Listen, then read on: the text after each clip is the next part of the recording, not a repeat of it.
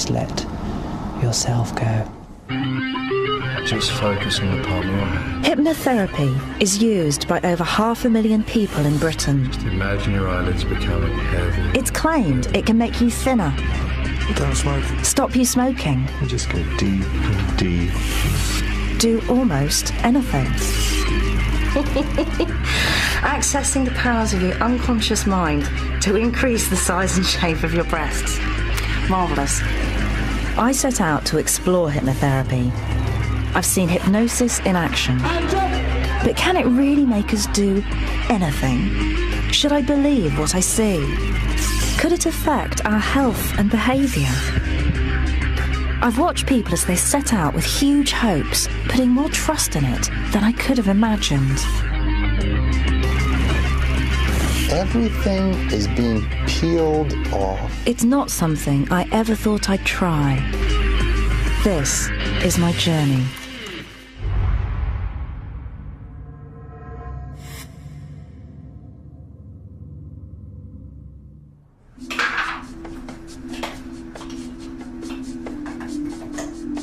This is me, Kathy Sykes, Professor of Sciences and Society at the University of Bristol. I've always found the idea of being hypnotised spooky, and to be honest, I didn't really know what it was. You hear that it involves our unconscious mind, whatever that is, and exposes hidden layers.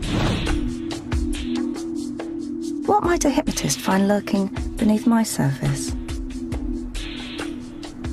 There's the Kathy Sykes that the world sees, and then there's a private Kathy Sykes that many fewer people see. And then there's layers of Kathy that, I gradually get to find out about as I get older. And, I think it's a life's work finding out who you are. And so the whole idea that, somebody might be able to reach parts of you that you can barely reach yourself, you wouldn't want an audience. In my work, I have to spend a lot of time being in control, so it's not something I hand over lightly. I love dangerous sports and doing them in quite edgy ways. I like risk, but that's kind of playing with control a bit. And the whole idea of one other person having control over me, what I'm doing, well, I'm not all that keen to try, really. I'm actually hoping I don't have to. Hey. Okay, we're going to start with this pretty blonde here. Madam, in a moment, I'll click my fingers twice, you'll stand up, you'll have this wonderful relaxed feeling, and you take off all your clothes. I wanted to start my investigation into hypnotherapy by looking at the one thing I am familiar with, stage hypnosis. I'd had a glimpse when I was a student, and now, as a slightly more sober adult, it made sense to start here. I don't know what to expect tonight. I'm hoping to be entertained. It'd be interesting to see if it has any sort of effect on me, maybe. I don't know what you're laughing at, because in a moment I'll clip my fingers 3 times and you'll have diarrhea. Oh, there's some there. There's posters everywhere for Michael McCoy, comedy show, hypnotist. Great. I will ask for volunteers, but I will ask for volunteers with no morals and no values to join me here on the stage, all right? And would you like to go up? I would and I wouldn't. I don't believe you can be hypnotised. And I firmly believe. Yeah. And you want to get up. And I want to prove to me that someone can take over your mind. I want to be hypnotised, but I'm a bit anxious as to what they'll get me to do. And what would you like not to do? I'm not going to tell you because you're getting to do it. No, I don't know him. I've never met him before. And now, my friends, just concentrate. Concentrate now as you listen to the music. Focusing on my voice. On the count of 1 now. Squeeze your hands tighter and tighter and tighter. Squeeze your hands tighter. Make the good connection. The way it seemed to work, the hypnotist invited them on stage, asked them to clench their hands, and then slowly counted them into a sort of trance. Squeeze your hands tighter and tighter and tighter. And the count of 6 now. Say it to yourself. My hands are locking. My hands are locking. Shake your hands. Shake your hands. Shaking, shaking, shaking. 16, 17, 18. And in the next count, if your hands are shaking, they will continue to shake until I release you. 19, 20. After 30 minutes, the effects seemed to be dramatic.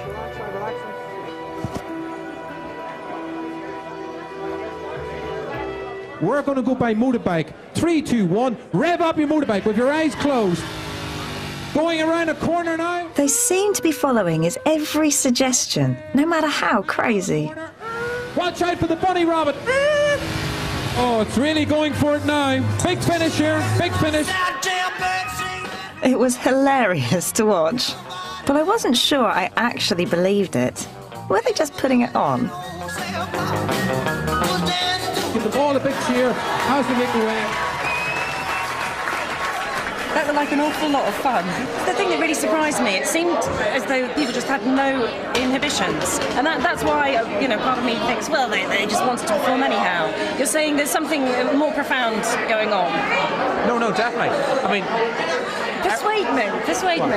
Everyone on stage wouldn't be on stage if they weren't a performer, simply because, first and foremost, it's an entertainment show. So we've got to entertain the audience. But that doesn't take away from the fact that anyone on stage isn't hypnotized. They're totally hypnotized. But you cannot make somebody do anything against their own will. So you can't force me to do something I really don't want to do? No. Okay. Through the years of experience, it is easier for me now to gauge the people that want to be hypnotized. And did I strike you as somebody who wants to be hypnotized? Yes. Being in the audience was deeply entertaining. I didn't find myself wanting actually to be up there, although there is a part of me that's wanting to know how easily could I be hypnotised. Thinking about it, the thing that's puzzling me is how could something that seems to be about having a good night out have anything to do with health issues? Because hypnosis is what hypnotherapists use, and hypnotherapy is big business. Let's see.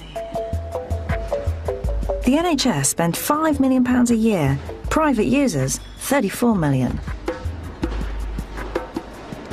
Aggressiveness, anxiety, pain control. Improve your sport from bodybuilding to golf. Breast enlargement and reduction. The number of conditions it's supposed to treat is huge. Fear of success, fear of failure, fear of heights, fear of crowds, allergies, asthma, high blood pressure, migraines, improving memory, making decisions. I wonder if it's got anything about packing a bit less. A list like this seems just too good to be true. I wanted to see some actual hypnotherapy.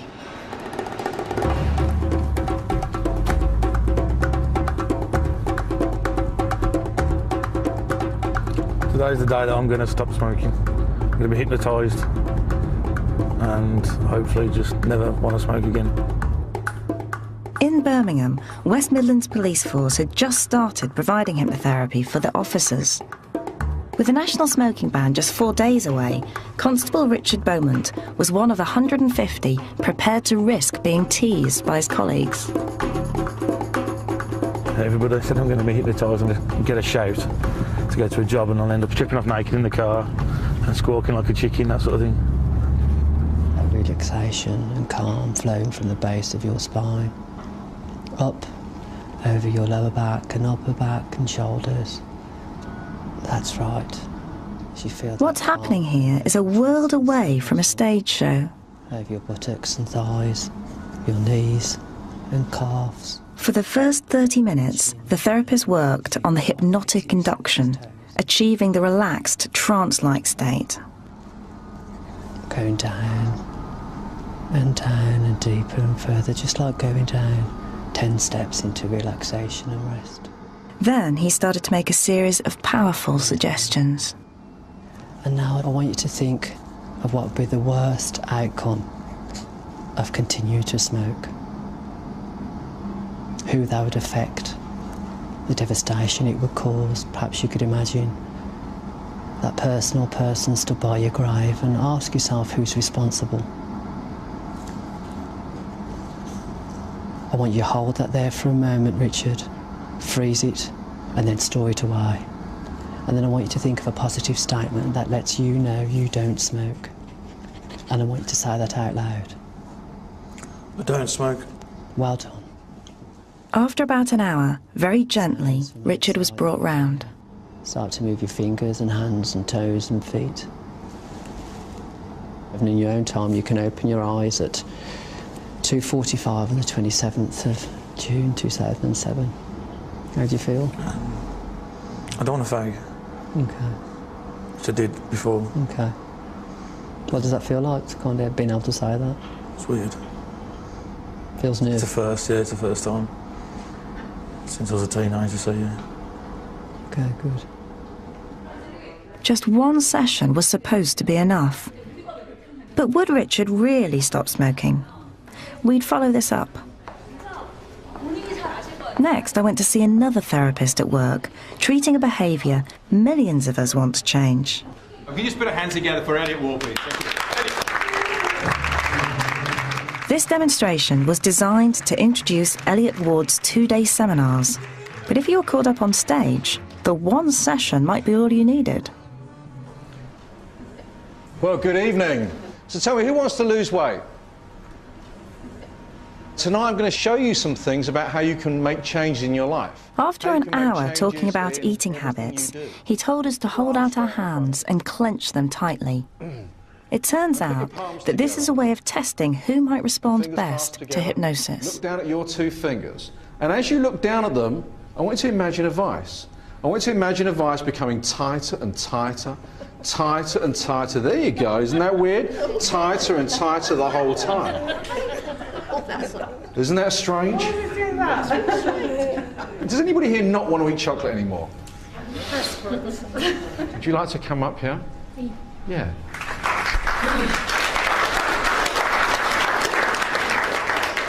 Have a seat. Okay. Just give me a hand. Okay. So all I want you to do is just look into my eyes. Just notice the change in focus. That's right. Just imagine. Again, I saw a hypnotic induction to achieve a relaxed, trance-like state. Deep. And then a series of powerful suggestions. Deeper and deeper relaxed. Good. Is there something that you really dislike eating? What is it? Corned beef. Corned beef. Ugh. Horrid. And like, if I was stuffing your mouth full of corned beef now, what would that be like for you? I'd urge. You'd urge. You mean you'd be sick? Yeah. Really heaving?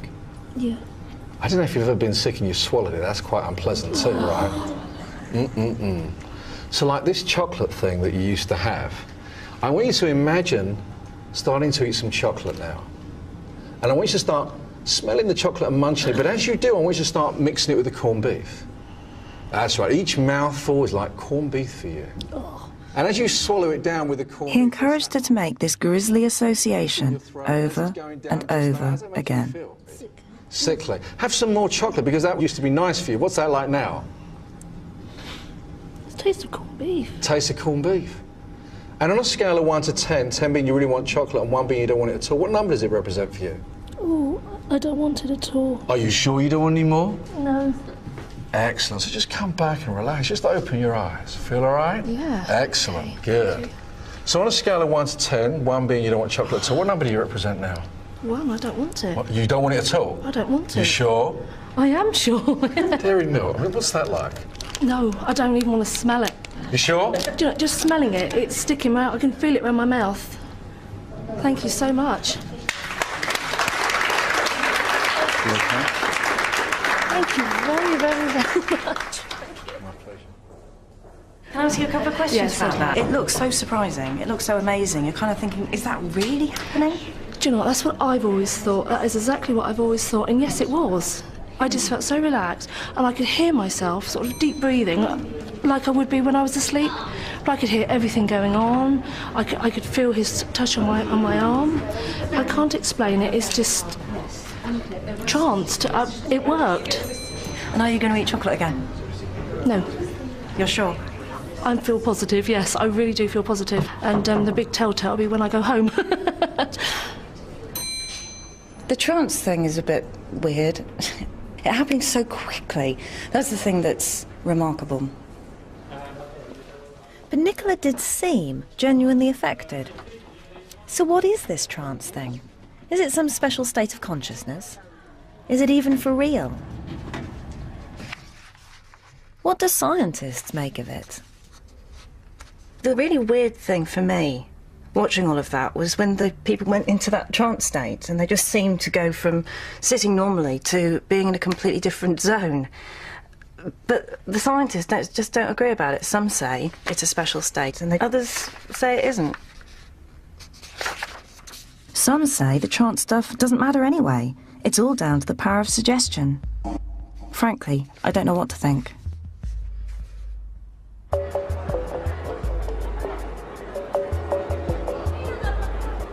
I've come to Italy to meet a psychologist who has a thorough knowledge of the experiments looking into trance and suggestion. He's been working in a lab in Modena. From your perspective, how much do you think is kind of a component of suggestion, and how much is it necessary to be in that trance? Well, that's one of the exciting things. That's been a big debate, an exciting area over the last 50 years. And here's what we seem to know about it. Most of the people that can respond to suggestion in hypnosis usually report that they can respond to it also outside of hypnosis. And this has been the dilemma. What is the role of hypnosis? Is there a hypnotic state at all? Maybe there isn't. Irving's experience has led him to doubt that trance plays a significant role. But he does believe there's a small proportion of people who are highly responsive to suggestion. What's been your experience of people who are highly suggestible? They're not gullible. They are intelligent. This is a person with a talent. It's a talent to change their experience, and sometimes to change their experience in very profound ways. It was a seductive idea. I asked Irving what it might be like to be one of those highly suggestible people. You can hear the people talking in the background there. Maybe you don't want to hear them talking. No, I don't. We can get rid of them. Block them off. Just block them off. And if you have that capacity, you can do that. How do you feel about the temperature? Is it warm, cold? It's getting quite warm now. You could feel cooler. We could have a breeze. You could have a breeze if you like. We could decide, for example, that this building in front of us is actually a modern building. We could have it look like that. We could change the color of it. Could we have the Guggenheim? Sure, we could have the Guggenheim. Anything you like. We could change the color of it. We could make it a grey building. We could make it... Irving has been working with some of these suggestible people as part of an experiment.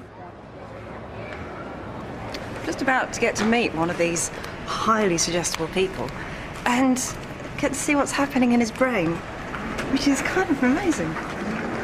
His name was Pelham. I'm going to ask you to do this twice. First time I'll ask you to do it in hypnosis. Okay? All set? Yeah. Good. Let's begin then. To demonstrate the theory that people can respond to suggestion alone, without the trance, first Irving hypnotized Pelham and then suggested to him that he could add colour to a black and white picture. Okay. Open your eyes now. Look at the screen.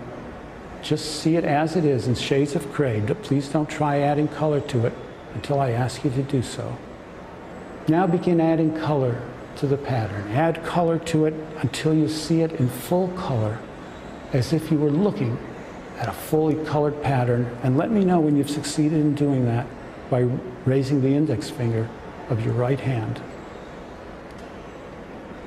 Good. How much color do you see now from 0, being no color at all, to 100%, which would mean full color?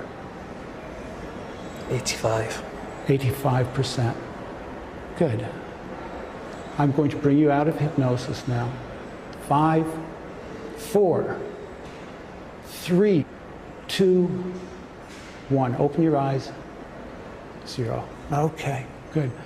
Feeling wide awake now? Yes. Normal wide awake state? It's normal to get, yes. Good. Then, once Pelham was completely alert, with no hypnosis, Irving suggested to Pelham that he could do the same thing again. Look at the pattern, see it as it actually is, in shades of gray. Don't add color to it until I ask you to do so. Now begin adding color to it. Add color to it so that you actually see it in full color, and let me know when you've succeeded in doing that by lifting the index finger of your right hand. Good. How much color do you see in the picture now? 70. 70%. Okay, good. Thanks. It seemed bizarre. So were the colours quite bright? Yeah, most of it was sort of as coloured as I could get it. That one was light yellow, and that one's sort of pink. And does it surprise you The first time it did, definitely, because it was quite easy as well, so something I expected to sort of struggle with, it's forced to happen, but it was just, sometimes I actually have to hold myself off and wait to be told to do it, otherwise it'll start happening anyway. In and out of hypnosis, Pelham said he saw a lot of colour in a black and white picture. This is consistent with the idea that trance is pretty much irrelevant and you can achieve almost the same results without it. Quite a lot of activity going on, not only in the back of the brain, but also... Irving then wanted to see what was happening in the brains of Pelham and those like him, comparing them under hypnosis and then without it. Now, when did you get these results? I saw them yesterday morning, and I'm still excited about them. They're not what I expected. Parts of them are absolutely not, and I'm as happy about the parts that I was not expecting as I am about the parts that I was expecting. It's often the case in science. Yeah. Okay, show me. Okay. First, Irving took me through what someone's brain looks like when they're being shown an image in colour for real. An area called the visual cortex lights up. Okay, so this is no suggestion, no hypnosis. This is just the way the brain looks when it's seeing colour. Great, got it. That's exactly right. Okay, here is a composite image of the brains of people who are adding colour under hypnosis. And what you'll see is that there's this area that's lit up, this area of increased activation. Within the same area that we saw before? That's right. That is involved in seeing colour? In seeing colour, yes. Okay, so this person isn't seeing any colour whatsoever. No. But the area involved in... Experientially, is they're not being shown any colour, but the area involved in perceiving colour that's lit up. So, under hypnosis, part of the visual cortex involved in perceiving colour is active. This suggests that Pelham was somehow really seeing colour. Then we looked at the brain responding to suggestion alone. Now here is a composite picture of the brain of the 6 people when they were not hypnotized. They're asked to add color. They're not hypnotized. There's no color area. There's no color area being lit. There's some other things being lit, but not in the parts of the brain that actually respond to seeing color. This did surprise Irving. What was going on in the brain under hypnosis appeared to be different from suggestion alone. Since what they say is so similar under both conditions, I expected it to be what's happening in their brain to be very similar as well. Maybe a little less without hypnosis than with hypnosis, but not the degree of difference that we're getting. That to me is a surprise. I love it. But they reported seeing colour almost the same as when they were hypnotised. Right. Isn't that exciting? That's amazing. And what's going on up here? Why is all the other stuff being activated? That's a good question. One of the possibilities, one of the things that's consistent with, is that here they might be imagining color as opposed to actually seeing it. They're really thinking. They're really thinking. They're having to remember, imagine. That's exactly right. That's what's being suggested. Now, we've only run 6 subjects. We've got to run maybe another 18 subjects, something like that, in order to really be able to say this conclusively. But already what you're looking at, they're meaningful results. Irving still needs to do more tests. But if the results are repeated, it would suggest that although you can achieve almost the same experience using suggestion alone, trance is doing something. This really made me want to find out what on earth trance is. So I went to see a neuroscientist with a dark past. Now an associate professor of psychiatry, Amir Raz had also trained as a magician. You're a scientist as well as a magician. Yeah, it depends who you ask. Some people will tell you that I'm the best magician among the scientists, and some people will tell you, that it's the other way around.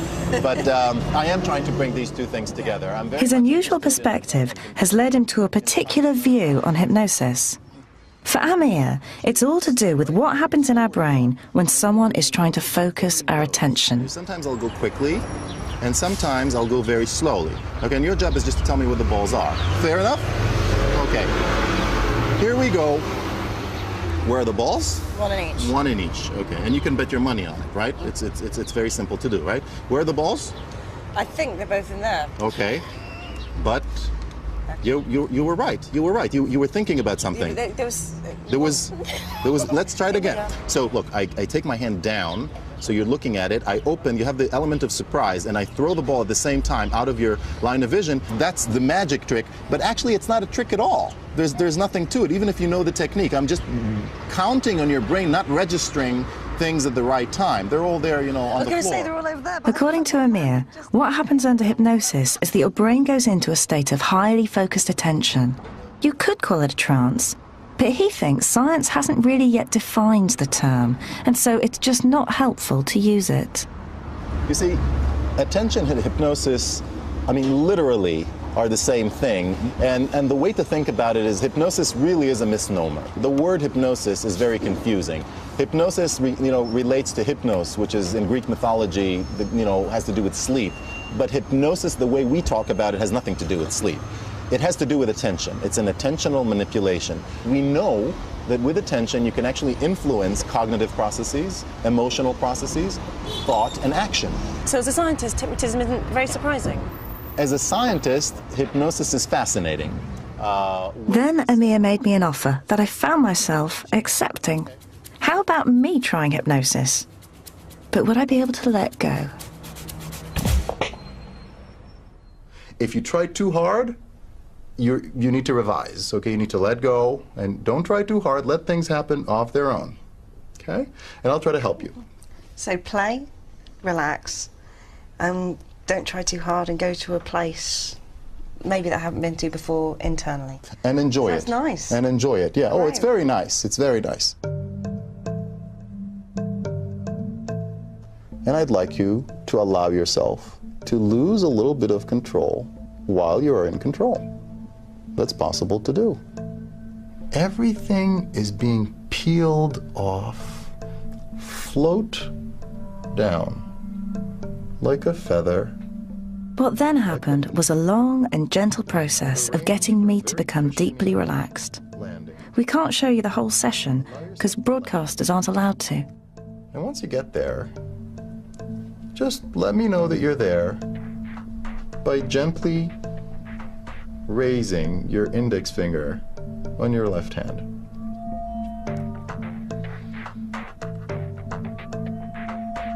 Good. I'm going to the kitchen. I'm taking out a lemon, one yellow lemon, one green lime. Feel it with your mouth, feel it with your mind. And the balloon is getting bigger, pushing your hands to the side.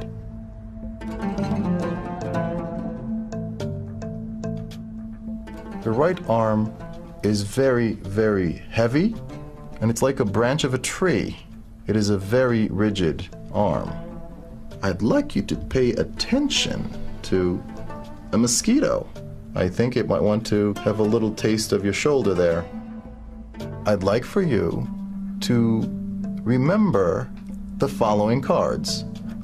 However, it might be difficult for you to remember these cards until I tell you, Kathy, now you can remember these cards very clearly. After an hour of listening to Amir's suggestions, I was brought around. Everything is beginning to be more and more crisp and normal. Common wakefulness is about to commence. 3 to 2, 2 to 1, and we're back in the real world. You can open your eyes when you're ready and sit up and yawn and stretch and do all the things that you've been wanting to do for a while. Good morning. Hi there. Good. Was there anything in particular that you'd like to share? Well, it felt delicious to be relaxing, and I love the, falling into a warm place in fluid and supported the cloud. Really relaxing. But, and a part of me feels like, well, I didn't really taste any lemon or lime, and I was trying, well, I'm just a bit disappointed that I'm not a bit more imaginative. Mm-hmm. I was trying to Did you have imagine. some kind of an innate resistance? I think I'm quite, I can be quite bloody-minded, Mm-hmm. and there's a bit of me, like when you told me, here are the cards, and you're not going to be able to remember them until I tell you. Mm-hmm. Well, I thought, damn you! No, I'm going to remember them, Right. regardless. So there is a bit of me that just doesn't want to be compliant. Right. And what were they? Well, they were the Ace of Clubs, the 7 of Diamonds, and the 3 of Hearts. Right, but that's the way you are. I mean, clearly you don't belong to those highly suggestible people, as regrettably neither do I. I mean, I do not belong to them either. But And where are you on the medium? I would think that I'm very much like you.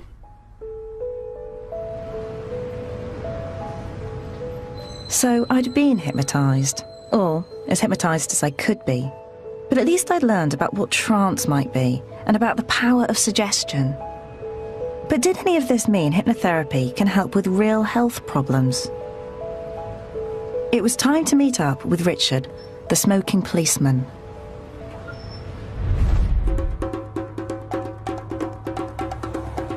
Three months ago, Richard had been a heavy smoker.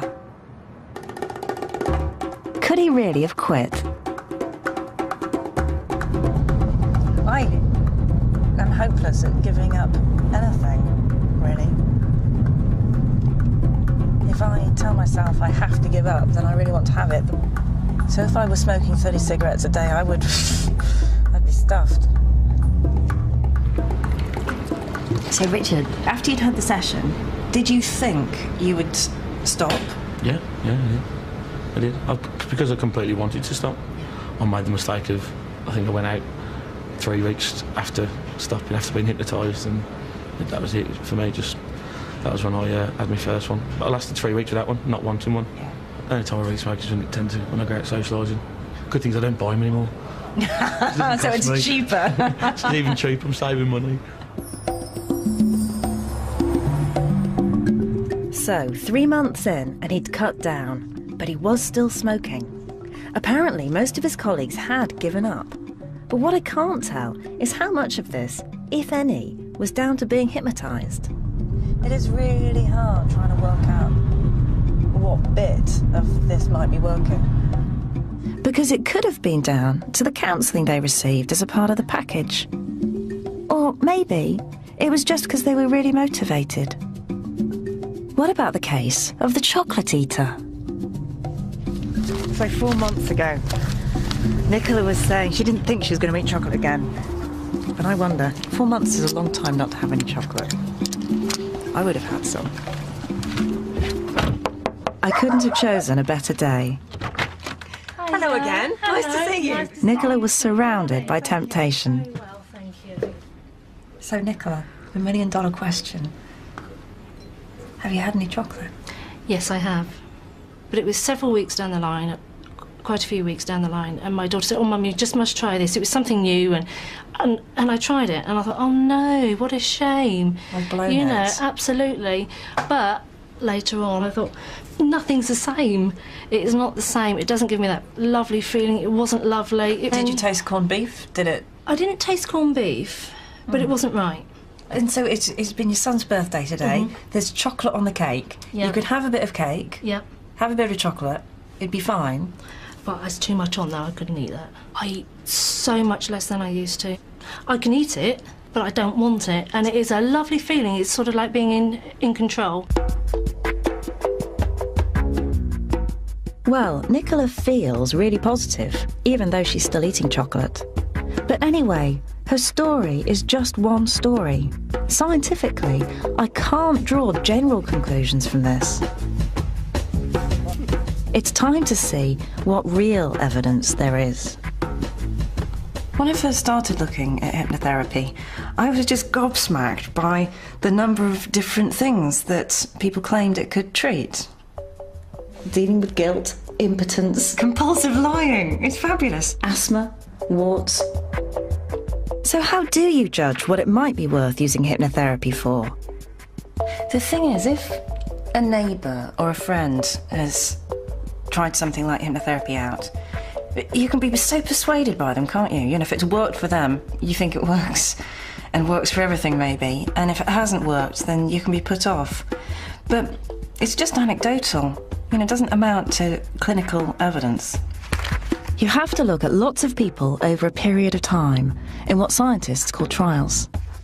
And it's the evidence gathered from these trials that I finally gathered together. So, what do they say about smoking? Well, even though it's really popular and lots of people swear by it, the experts who reviewed it say there's no evidence that it works any better than just advice or even no treatment at all. As for weight loss, it's just not clear whether hypnotherapy on its own really helps. There is some research, though, that says if you have hypnotherapy and some other psychological treatment, then it may help. That's interesting. But what's surprising is that for many of the conditions listed on the internet, there isn't really clear evidence one way or the other. And sadly, there's absolutely no accepted evidence that it works for breast enlargement either. In general, more trials need to be done. But in hypnotherapy, that's tricky. You know, each hypnotherapist uses a different process, a different way of relaxing people. The whole induction process is different. And they also use different types of suggestions or other psychological therapies as part of the package. It's really complicated and hard to draw general conclusions. But there do seem to be a number of conditions where hypnotherapy could really offer something. I'm off to explore two of the most striking.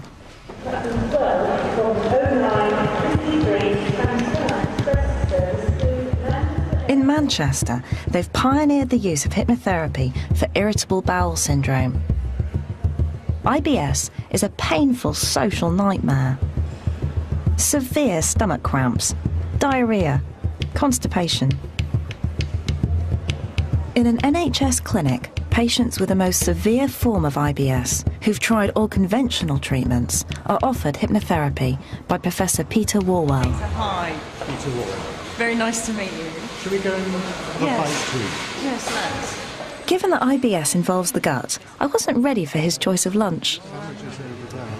Or maybe a salad? Yeah. What about you? I'll just have a plate of chips. A plate of chips? The chip pudding, as they say out here. Is that good for innards? Yes, you need to stay off healthy foods with IBS. Stay off? Oh, they make it worse. About 60% of people are made worse by IBS.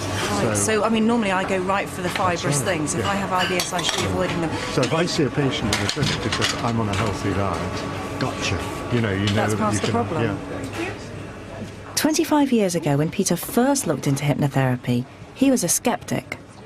You presumably had to learn how to hypnotise. That was one of the first stages. I mean, did you buy into all the things they were teaching you? Well, I went off on a few courses, and I must say I felt a bit of a fish out of water because there I was, a mainstream hospital physician, and I went in and there were some very wacky-looking people, and I think some people were there to learn hypnosis seriously, and I think some people needed treatment, but at the beginning I felt very uncomfortable. I had to be careful about coming out of the hypnotic closet in a way because I was afraid my colleagues would think, what's he up to with all this hypnosis? Well, I can imagine they must have thought when they found out that you were you'd gone quite wacky. Yeah.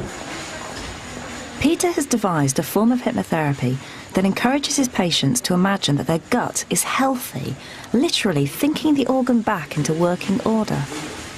Okay, so just look at my finger and think about your eye. It's becoming very, very heavy. He offered to demonstrate his technique on a colleague who he'd hypnotised many times before. Deeper, deeper, deeper, and deeper. As you can see, the word deep works very well.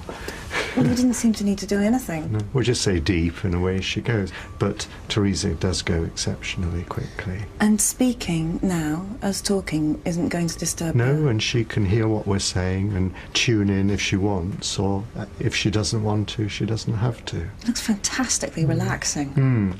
So you put a hand on your tummy and feel a lovely warm feeling in your tummy. Think about that warmth going right through your tummy and reaching every single part of your gut. Every part of your gut is being influenced by that warmth and relaxing. So all spasm is just being taken away from your tummy. and just making you feel absolutely wonderful. And you can just drone on like that, telling them nice things and just... So tactile therapy is the tactile, touching her tummy and you droning on. Yeah. And another thing we do is this visualization. So we often say to the patient, well, your gut's a bit like a river. Why don't we think of that gut becoming like your brain wants it to become, a nice, smooth, gentle flowing river over which you have total control. You are controlling your gut rather than your gut controlling you. You keep on droning on about these repetitive things, you know. It's almost brainwashing them, isn't it? Well, yes, what I think, presumably this idea of control is absolutely key. Yes, you have a bit of a paradox because it looks so the person's under your control, and then you're telling them they're going to be in control. And there's something about hypnosis, they've got to trust you, obviously, and they go into this state where they are suggestible. You're suggesting they're going to take control. But once you start going into that process, they do take control. It seems amazing that something so simple could be so powerful. But Peter is achieving some remarkable results in people with the most severe forms of IBS. We don't know if it can help all sufferers. Yeah, he's just got masses of humanity. He really cares about this. But he's still being as rigorous a scientist as he possibly can. Peter was great, although nothing could have prepared me for my next stop in Scotland.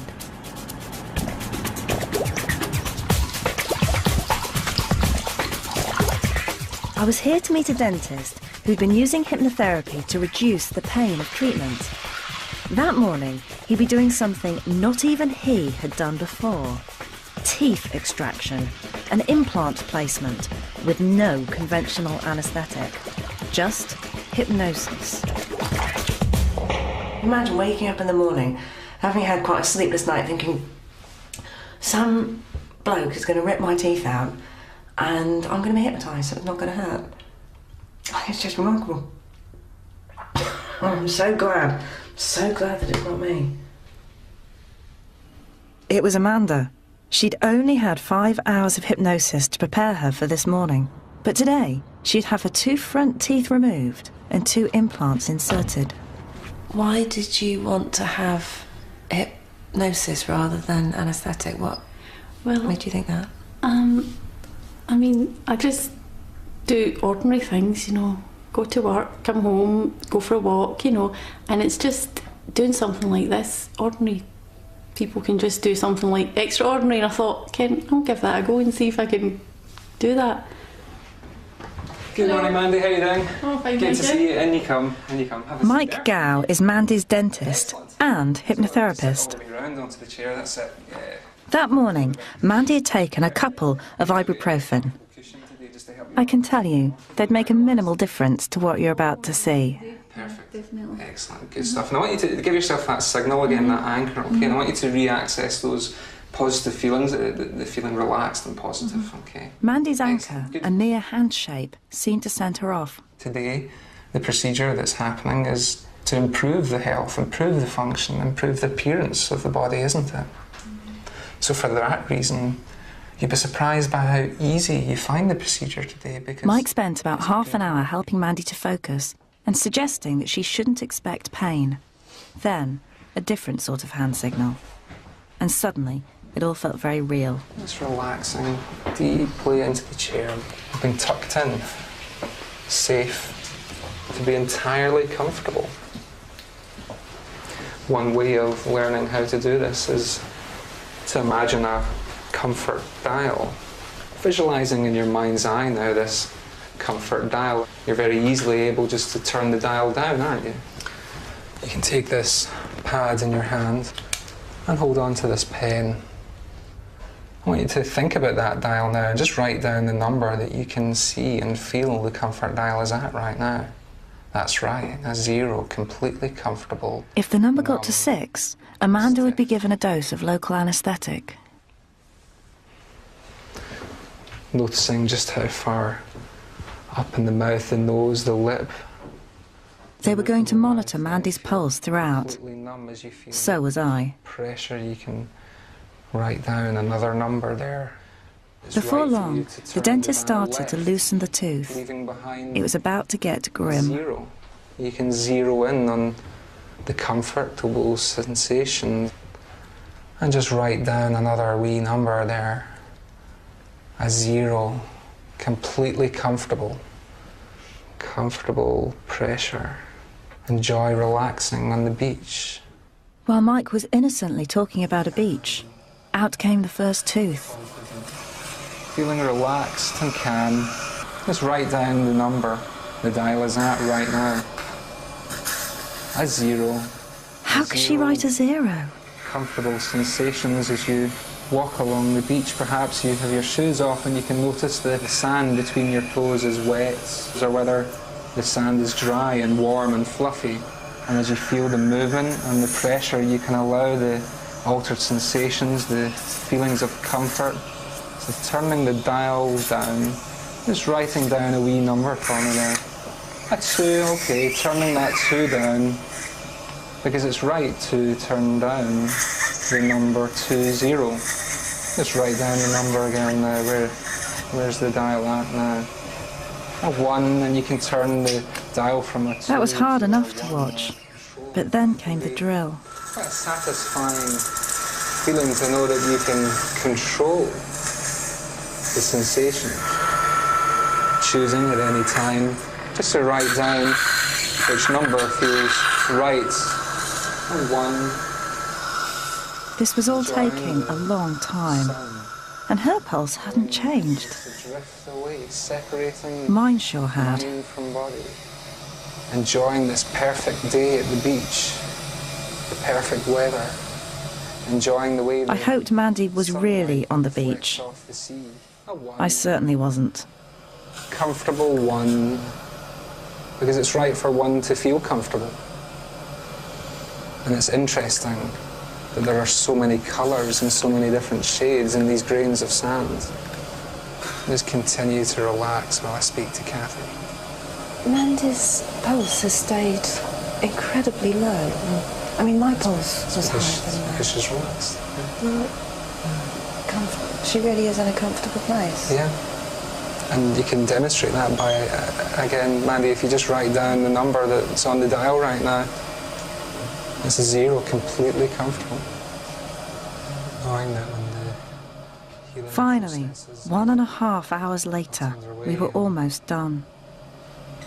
the area is feeling functional and healthy again, and the smile will be perfectly complete. I felt utterly drained. What about Mandy? To come back into this room so that you can feel more and more alert, more and more awake. That's right, open your eyes, feel wide awake, alert. Fantastic, well done, very well done. Great. Good, so I shall set your chair up there. Your pulse is now higher than it's been the whole day. Yeah. What's your pulse now? It's up at 82 now.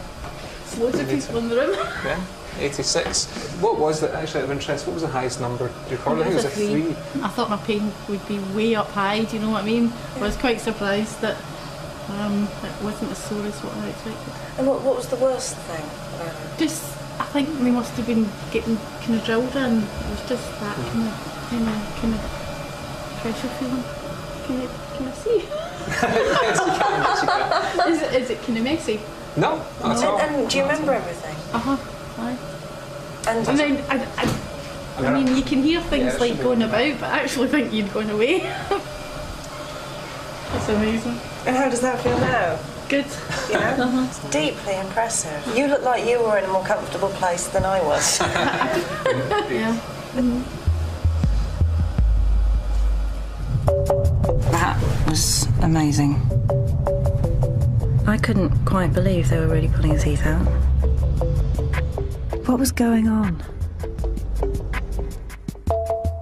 Now, one possibility, and some scientists would say this was the most likely explanation, is that Mandy is experiencing something called the placebo effect. Now, I think this is quite an amazing phenomenon. It says that if you just tell somebody they're going to experience less pain with a particular treatment, even if you give them a dummy pill or a dummy treatment, they actually feel less pain. It's just the act of telling them and their belief that makes it work. Could this explain what was happening with Mandy? I went to Montreal to meet someone who might have some answers. Professor Pierre Rainville is a world expert on pain and hypnosis. The first question I wanted to ask was he as amazed as I was?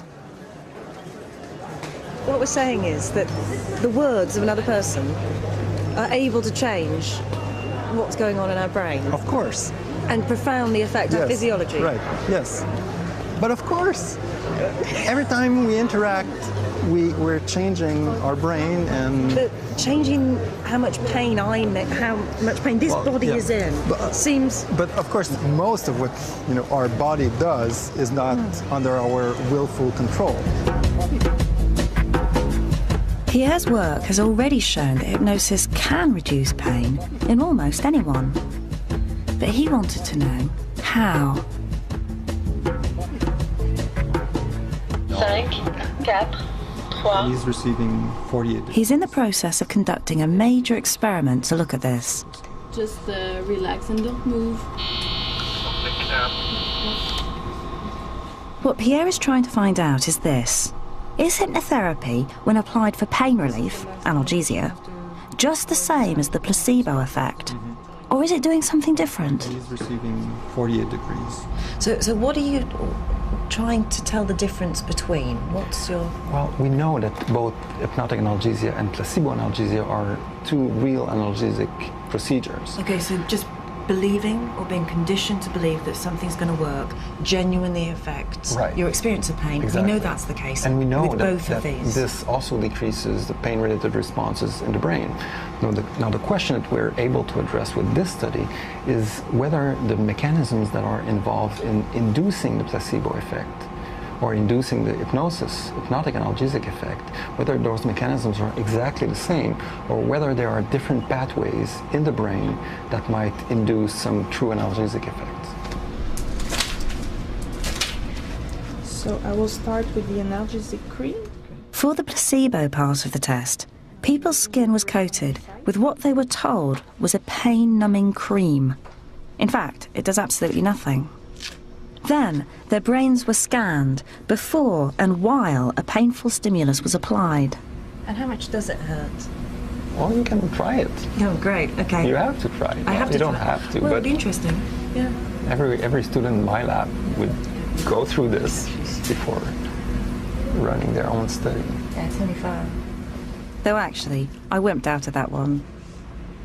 Your legs are feeling heavy and relaxed. To see the effect of hypnosis, the same subject would be hypnotized and given a series of suggestions telling them that they would not feel pain.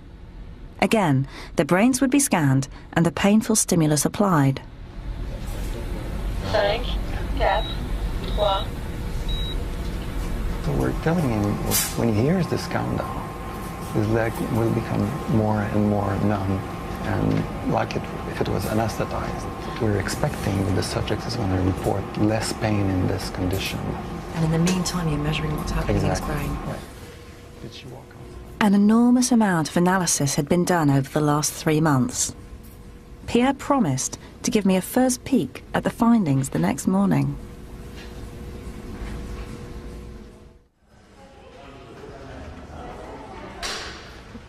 Hi.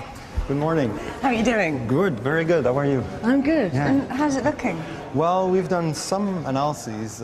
Pierre was sounding cautious, as the team had literally been working through the night. They had results to show how the brain responded just before the pain stimulus was given. And Jenny's been up all night, right? Yeah, Jenny's been working very hard on this. This would be the first indication to see if the brain responded to pain under hypnosis the same way it responded under placebo. Right, so these maps are showing brain activity in anticipation of the pain. Okay, so this is the expectation. Right. This is the expectation, and this might reveal areas that trigger the analgesic effect. And here in the hypnotic analgesic condition, we find some stronger activation in some part of the prefrontal cortex. And in the analgesic condition in the placebo study, we find another area that's much more dorsal in the frontal cortex. Okay, so just here, Right. which is kind of about here Right. on my brain, Right. that's the hypnotic area that's Exactly. been more activated. And just here, which is higher up, Right.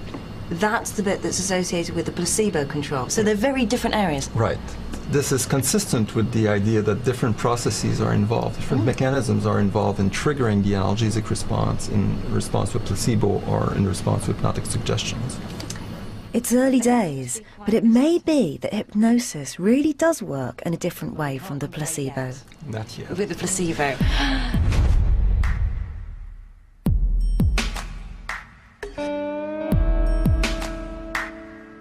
I'd come to Montreal after seeing a stunning example of pain control, wanting to know how this could be happening. I'm leaving with a tantalising glimpse that hypnosis might have its own particular way of changing how we respond to pain. I didn't imagine it was going to be as powerful as it's been. Watching how pain could be controlled was something I'll never forget.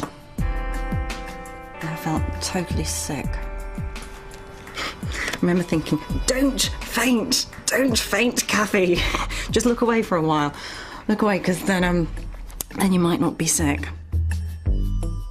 It's been a long journey, but at the end of it, I've seen two powerful examples where hypnotherapy may have a place in medicine. As for me now, where am I? You know, I've felt quite disappointed about not being very hypnotisable. You know, it would have been much more interesting to have had, a more full experience.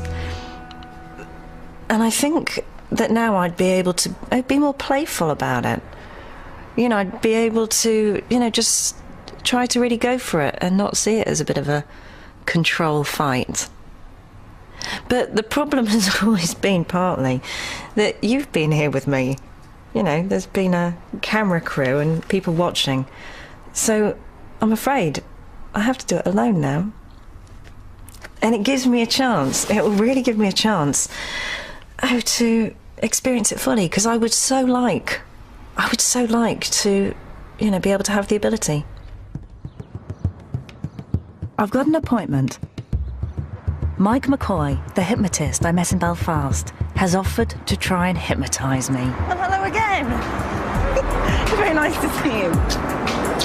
Says you have to do this slower. For a free booklet about the topics featured in this series and more about Open University programmes on the BBC, call 0870 900 0311 or go to open2.net. Reflexology is the alternative therapy next Monday at the same time, 9 o'clock, here on BBC Two.